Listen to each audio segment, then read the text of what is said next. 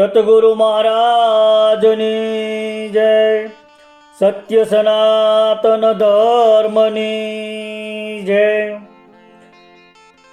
સમજણ વિના સાધન શું કામનું, જ્યાં સુધી જીવપણું ના જાય.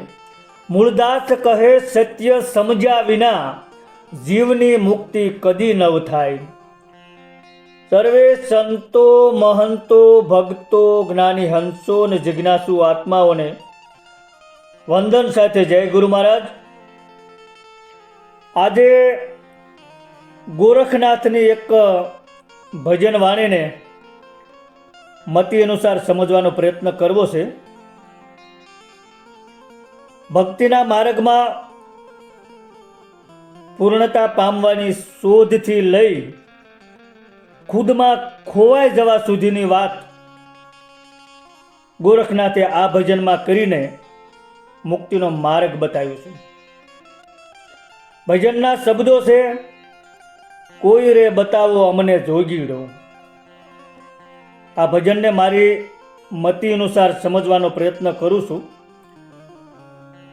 અને એમાં જે કાંઈ નાની મોટી ભૂલ કે ત્રુટિ રહે એ બધી મારી જ છે, પણ આપ મોટું મન રાખજો અને ક્ષમા કરજો. તો જોઈએ ભજનના શબ્દો. પહેલી કડીમાં શું કીધું છે? એવો કોઈ રે બતાવો મને જોગીડો,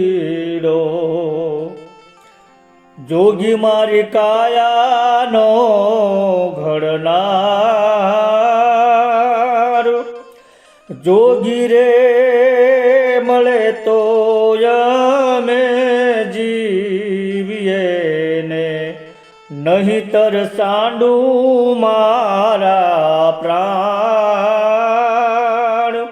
કોઈ રે બતાવો અમને જોગીડો રે. હવે ગોરખનાથ કહે છે કે કોઈ રે બતાવો અમને જોગીડો. હવે જોગીડો શબ્દ સાંભળીએ એટલે ભૌતિક રીતે આપણે એવું વિચારી કે જોગી એટલે ત્યાગી, જટાધારી, સાધુ સંન્યાસી, શરીરે ભસ્મ છોડીને જંગલમાં રહેનાર, એવું આપણે માની લઈએ. પણ સંતોની વાત ગહન હોય છે. સંતો આવા જોગીની વાત ન કરે. તો આ જોગીડો કોણ? તો જોગી કોઈ વ્યક્તિ નથી કે કોઈ ગુરુની દેહ આકૃતિ પણ નથી, પણ અહીં જોગી એટલે સ્વ સ્વરૂપની ઓળખની વાત છે. કેવા જોગીની વાત કરી છે? તો કે કાયાનો ઘડનાર. બીજી કડીમાં કીધું તો શરીર તો આપણને માતા પિતાએ આપ્યું, પણ અહીં કાયાનો ઘડનારનો અર્થ જુદો છે. ઘડનાર એટલે આ જોગી શરીરને સાધન બનાવનાર છે. આ જોગી બહારનો માણસ નથી. અહીં કાયા એટલે માત્ર માંસ હાડકાનું શરીર નહીં, પરંતુ ઇન્દ્રિયો, મન, બુદ્ધિ, ચેતના બધાનો સંયોગ.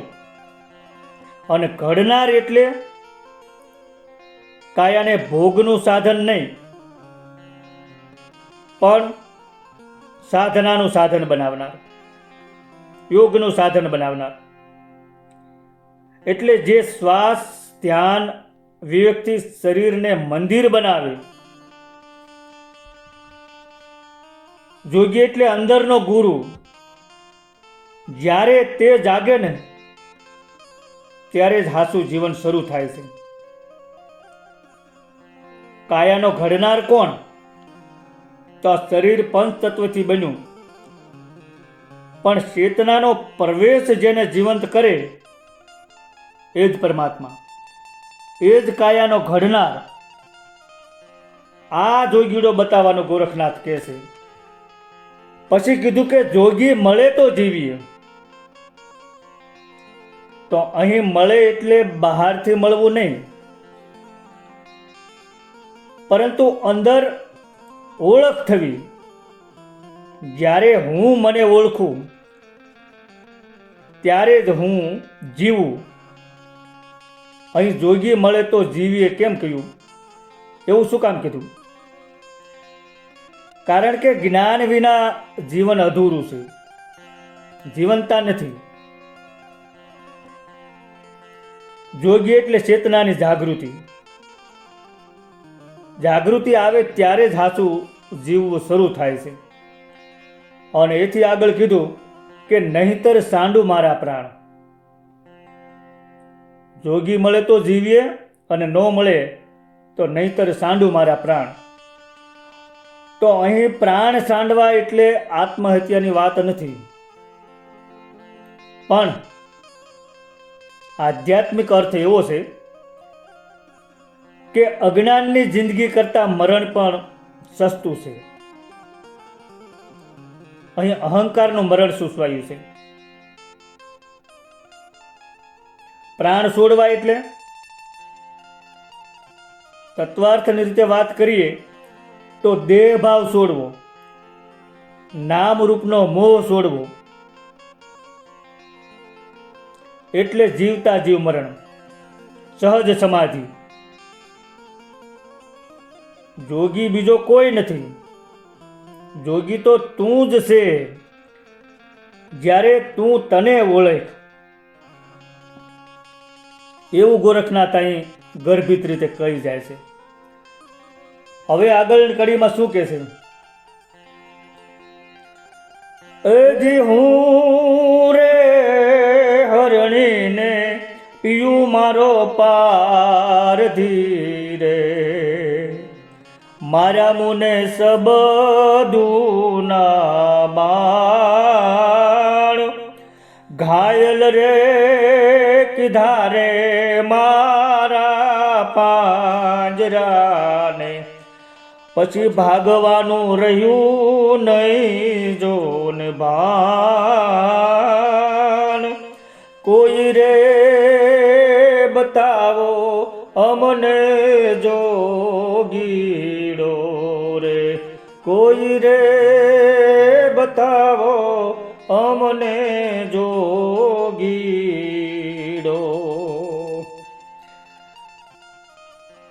ગોરખનાથે હરણીનું રૂપક મૂકીને મનની ગતિની વાત કરી છે. તમે જુઓ કે પ્રાણીઓમાં બધાથી ઝડપી દોડ હોય તો એ હરણની છે, અને એ હરણની દોડથી વધારે દોડ જો હોય તો એ આપણા મનની છે. હરણને પારધીનું બાણ વાગે એટલે હરણની દોડની ગતિ અટકી જાય છે. એમ આપણા મનરૂપી મૃગલાને સદગુરુ રૂપી પારધી શબ્દોના બાણ મારે છે ને, અને મન ઘાયલ થઈ જાય છે. પછી એ દોડતું ભટકતું બંધ થઈ જાય છે. અહીં હરણી એટલે જીવાત્મા અને પીયું એટલે ગુરુ અગર પરમાત્મા. હરણી સંસારના જંગલમાં ભટકે છે, અજ્ઞાન રૂપી જંગલમાં ભટકે છે. ગુરુ પારધી કેમ? ગુરુ કે પરમાત્મા? પારધી કેમ? ગુરુ ને પરમાત્મા એક જ છે એટલે બોલું છું. કારણ કે ગુરુ જીવને મારતા નથી, પણ અજ્ઞાનને મારે છે, અને શબ્દોરૂપી બાણ મારે છે. શબ્દોરૂપી બાણથી જીવ ભાવને મારે છે, જીવના ભ્રમનો શિકાર કરે છે, એટલે પારધી કીધા. પછીની કડીમાં કીધું કે માર્યા મુને શબ્દોના બાણ. તો શબ્દોના બાણ એટલે ગુરુનો ઉપદેશ, સત્ય વસન, નામ, અને આ શબ્દો અહંકારને ઘાયલ કરે છે. બાણ માર્યા તો શું થયું? તો કે ઘાયલ રે કીધા મારા પાંજરા. પાંજરાનો સાદો અર્થ દેહ થાય, પણ અહીં પાંજરા એટલે દેહ ભાવ, અને ઘાયલ એટલે અહમ ભાવ તૂટી ગયો. પાંજરા ઘાયલ એટલે દેહ તો રહે, પણ હું દેહ છું એ ભાવ મરી ગયો. પછી કીધું ભાગવાનું રહ્યું નહીં ભાન. તો ભાગવું એટલે બહારની દોટ, ભટકાર. પણ સદગુરુના જ્ઞાનરૂપી શબ્દોના બાણ વાગવાથી અહંકાર ઘાયલ થઈ જાય, પછી બહારનો ભટકાર બધો મટી જાય છે, બંધ થઈ જાય છે. કારણ કે પછી સંસાર અર્થહીન લાગવા માંડે છે, પછી બહારને દોટ કરવાનું મન જ નથી રહેતું. પરમાત્મા જ્યારે શબ્દ રૂપે અંદર ઉતરે ને, ત્યારે જીવનું ભાગવું બંધ થઈ જાય છે, અને તે જ મુક્તિ છે. હવે આગળ કીધું, એ જે ઘારે લાગ્યા હોય જાણ છે રે, અવર શું જાણે રે સંસાર, એવી સુરતા રે લગાડી મારા શ્યામ છે રે, તન મન થઈ ગયા એક તાર, કોઈ રે બતાવો અમને જોગી દો રે. જેને ઘા વાગ્યા હોય ને એ જ પીડા જાણે, બીજા ન જાણી શકે. બીજો માણસ જોઈ શકે પણ અનુભવ ન કરી શકે. ગુરુના શબ્દોના ઘા, જ્ઞાનનો પ્રહાર, અહંકાર પર પડેલો પ્રહાર. આ ઘા દેખાતો નથી પણ જીવન બદલી નાખે. આ ઘાને અનુભવાય છે, દેખાય નહીં, પણ આ ઘા જેને વાગ્યા હોય ને એ જ જાણે, બીજાને એનો અનુભવ નથી થતો. આગળની કડીમાં એવું કીધું કે એવી સુરતા લગાડી મારા શ્યામ છે. તો અહીં બે શબ્દો ખાસ સમજવા જેવા છે, એક સુરતા, બીજો શ્યામ. તો સુરતા શું? સુરતા એટલે શું? તો સુરતા એટલે ધ્યાન, ચિત્તની એકાગ્રતા, મનની લગન, આત્મચેતનાની દ્રષ્ટિ. એટલે કે શરીર ચાલે, મન વિચારે, પણ જે બધું જુએ છે, એ જાણે છે, એ સાંભળે છે, એ સુરતા છે. અને શ્યામ એટલે પિયું, પરમાત્મા, ભગવાન. પણ અહીં શ્યામ એટલે સગુણ નહીં, પણ સ્વચેતના, નામરૂપ રહિત પરમાત્મા. સુરતાને પરમાત્મા લીન કરવાની વાત છે. સુરતા એટલે બહારથી અંદર વળવું, શ્વાસ સાથે ચેતનાનું જોડાણ. પછી કીધું કે તન મન થઈ ગયા એક તાર. તો તન એટલે દેહ, અને મન એટલે વિચાર કહો કે સંકલ્પ વિકલ્પ કહો, વિચારોનું ઘૂંસળું. આ બંને ઓગળી ગયા, એક જ સૂર બસ્યો. તન મન એકતાર એટલે જ્યાં દેહ પણ સાંભળે અને મન પણ મૌન રહે, એ એકતાર. એકતાર એટલે દ્વૈતનો અંત, એકમાત્ર અસ્તિત્વ, જ્યાં હું પણ નથી, તું પણ નથી, ફક્ત હું તું વિના હોઉં. જ્યાં એકતાર થાય ને ત્યાં પછી કોઈ પૂછનાર રહેતો નથી. અને તન મનનો એકતાર થાય ને ત્યારે સમજવું કે હવે ભક્તિનો હાચો માર્ગ પકડાણો છે. હવે ચોથી કડીમાં શું કીધું છે? હજી ચોપાટું માંડી રે સંતો ભાઈ સુન મારે, એ રમું મારા પિયુની સંગાથ, હું રે હારું તો દાસી પિયુની રે, પિયુજી હારે તો રેવે મારી સાથ, કોઈ રે બતાવો અમને જોગીડો રે. હવે ભૌતિક રીતે સોપાટ્યું એટલે રમત, પાસા, હાર જીત, જીવનને રમત તરીકે જોવાની દ્રષ્ટિ. પણ તત્વની દ્રષ્ટિએ સોપાટ્યું એટલે લીલા, અસ્તિત્વની રમત. ચોપાટ્યું ક્યાં માંડી છે? તો કે શૂન્યમાં. તો આ શૂન્ય શું છે? શૂન્ય બહુ સમજવા જેવી છે. શૂન્યનો સામાન્ય અર્થ તો એવો થાય કે શૂન્ય એટલે ઝીરો, કાંઈ નહીં, ખાલી જગ્યા. પણ અહીં એ અર્થમાં શૂન્યની વાત નથી. પણ શૂન્ય એટલે વિશાળ શૂન્યતા, મનનો વિરામ. સામાન્ય માણસ માટે શૂન્ય એટલે કશું નથી, પણ સંતો માટે કશું ન હોય એવું નથી. પણ સંતો માટે શૂન્ય એટલે બધું જ્યાં સમાઈ જાય એવું, એવી સ્થિતિ. શૂન્ય કોઈ ભૌતિક જગ્યા નથી, પણ મન ખાલી થયું તે અવસ્થા, ત્રિકુટી પારની અવસ્થા. શબ્દ અટકી જાય ત્યાંનો મૌન દેશ.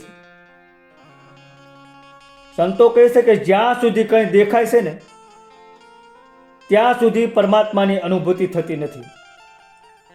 જ્યાં બધું જ લય પામે ત્યાં શૂન્ય છે અને ત્યાં જ પૂર્ણ છે. જેમ બીજ દેખાય, બીજ આપણને ખાલી દેખાય, પણ તેમાં વૃક્ષ છુપાયેલું છે. આકાશ દેખાય ખાલી, પણ બધું તેમાં જ ટકેલું છે. એ જ રીતે શૂન્ય દેખાય ખાલી, પણ એ જ પરમાત્માનો નિવાસ છે. એટલે જ દાસી જીવને પણ એક ભજનમાં ગાયું છે કે પિયુજીને મળવા રે એ સખી હાલો જાવીશું મારે. ગોરખનાથે શૂન્યમાં ચોપાટ માંડી છે અને પિયુ એટલે કે પરમાત્માની સાથે રમે છે. જીવનની રમત હવે ઈશ્વર સાથે માંડી છે. અને એમાં શરત શું છે? તો કે હું હારું તો દાસી પિયુની અને પિયુજી હારે તો રેવે મારી સાથે. અહીં બે હાથમાં લાડવા એવી વાત છે. અહીં હારવું એટલે અહંકારનો પરાજય. પોતે હારી જાય તો પણ આનંદ છે અને પોતાનું કાંઈ હોવું નથી. અહીં પૂર્ણ સમર્પણ, દાસી ભાવ. અને પિયુજી હારે તો પણ આનંદ છે. જ્યારે જીવ પૂરેપૂરો સમર્પિત થાય ને ત્યારે પરમાત્મા પણ તેના વશમાં આવે. એટલે કે સમર્પણમાં જ સર્વસ્વ છે. હારે તોય પરમાત્મા સાથે અને જીતે તોય પરમાત્માની સાથે, જુદા નહીં જ, એવી વાત છે. અહીં હાર જીત કોની? કોઈ નહીં. હાર જીત એ તો ભ્રમ છે. કારણ કે રમનાર એક જ છે. જ્યારે શૂન્યમાં રમત થાય ત્યારે કોઈ હારવા વાળું નથી, કોઈ જીતવા વાળું નથી.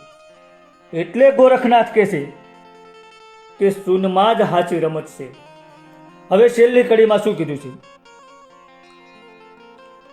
અજી હું રે પ્યાસી રે પિયુજીના નામની રે,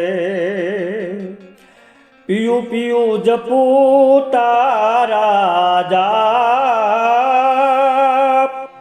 મસંદર પ્રતાપે ગોરખ બોલ્યા રે, એ પિયું મારા તન મન રિયા સમાય, કોઈ રે બતાવો અમને જોગીડો રે, એવો કોઈ રે બતાવો અમને જોગીડો, અમને જોગીડો. હું રે પ્યાસી પિયુજીના નામની, જ્યાં સુધી જીવ ધન માન સંબંધ આ બધામાં તરસ રાખે છે ને, ત્યાં સુધી ભ્રમ છે. પણ અહીં હવે જીવને દુનિયાની કોઈ તરસ નથી, પણ પિયુના નામની તરસ રહી છે, જાગૃત ચેતનાની તરસ છે. જેમ તરસ્યો માણસ પાણી વગર રહી શકતો નથી, એમ હવે મને પ્રભુના નામ વગર શાંતિ નથી, એવું ગોરખનાથ કહે છે. અને જ્યાં નામ પ્યાસ બને છે ને, ત્યાં જન્મ મરણ મટે છે. પછી કીધું કે પીયું પીયું જપું તારા જાપ. તો આ જાપ એટલે કોઈ મંત્ર જાપ ની વાત નથી કરી. અહીં જપનાર નથી, જપ થતો રહે છે, શ્વાસ સાથે, ધડકન સાથે. શ્વાસ જેમ ચાલે તેમ જપ થતો રહે છે. હવે કોઈ પ્રયાસ નથી, નામ જાતે ચાલે છે. નામ જપવાનો વિષય નથી, નામ જીવવાની સ્થિતિ છે. અને આ સ્થિતિ એવી છે કે શ્વાસ આવે તો પીવું, શ્વાસ જાય પીવું, એટલે કે શ્વાસે શ્વાસે સમરણ. મસંદર પ્રતાપે ગોરખ બોલ્યા. અહીં સંકેત છે શું કે ગુરુની કૃપા વિના આ અવસ્થા આવતી નથી. શિષ્ય સાધનામાં તૈયાર થાય એટલે ગુરુની વાણી અંદરથી જાગે. અને પછી કીધું કે પિયું મારા તનમન રિયા સમાય. તો પિયું મારા શરીરમાં પણ છે, મનમાં પણ છે. એટલે હવે હું અલગ નથી, પિયું અલગ નથી. અહીં સૌથી મોટો ભેદ ખુલ્લો થાય છે. પહેલા લાગતું હતું કે હું પિયોને યાદ કરું છું. હવે સ્થિતિ એવી છે કે પિયું જ મારી અંદર વસી ગયા છે. અહીં સાધક ખુદ ખોવાઈ જાય છે અને સાધ્ય જ રહે છે. નામ અને નામી જુદા નથી. નામમાં લીન થવું એટલે પોતાને ઓળખવું, અને એ મુક્તિ છે. હું રહ્યો નથી, પિયું રહ્યો નથી, નામ પણ અલગ રહ્યું નથી, ત્રણે એક થઈ ગયા. એટલે આ અવસ્થા ભક્તિની પારાકાષ્ઠા, યોગની પૂર્ણતા, જ્ઞાનની સિદ્ધિ, એ બધું અહીં સમાઈ જાય છે. અહીં હવે ભજન સંવાદ નથી રહેતું, અનુભવ બની જાય છે. અને આખા ભજનનો અંતિમ સાર તમે જુઓ, ક્રમવાર છે. પહેલા શોધ હતી જોગીની, પછી ઘાવ લાગ્યો શબ્દનો, ગુરુના શબ્દનો, પછી તન મન એક થયું, અને પછી શૂન્યમાં રમણ થયું, અને અંતે પિયું જ પોતે બની ગયું.